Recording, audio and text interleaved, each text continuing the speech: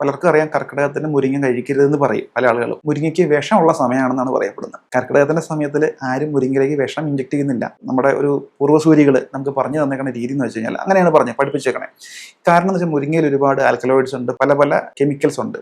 ഈ കെമിക്കൽസിന് നമ്മുടെ ബോഡി പോലെ തന്നെ ഈ സംഭവത്തിൽ ചേഞ്ചസ് വിധേയമാകുന്നൊരു സമയമാണ്. ഒന്ന് നിങ്ങൾ നോക്കിയാൽ മതി. ഈ കർക്കിടക മാസം അല്ലെങ്കിൽ ആ സമയത്തെ പർട്ടിക്കുലർ ടൈമിൽ മുരിങ്ങയുടെ ഇലയ്ക്ക് ഒരു മക്കുണ്ട്, ഒരു മക്ക് ചൊവയുണ്ട്.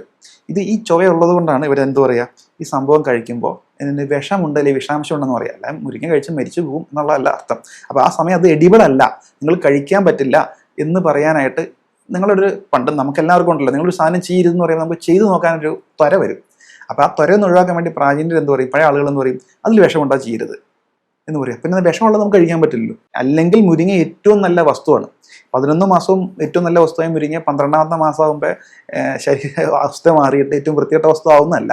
ആ മാസം അതിലുള്ള നല്ല അംശത്തെക്കാൾ കൂടുതൽ ഒരു എന്താ പറയുക, അതിൻ്റെ മോശം അവസ്ഥയിലേക്ക് അല്ലെങ്കിൽ മുരിങ്ങയുടെ അതിൻ്റെ ഒരു ഫിസിയോളജിക്കൽ പ്രോസസ്സ് നടന്നുകൊണ്ടിരിക്കുന്നതുകൊണ്ട് അന്ന് എഡിബിൾ അല്ല. അതുകൊണ്ടാണ് മുരിങ്ങയുടെ ഇല കഴിക്കരുതെന്നൊക്കെ പറയാം.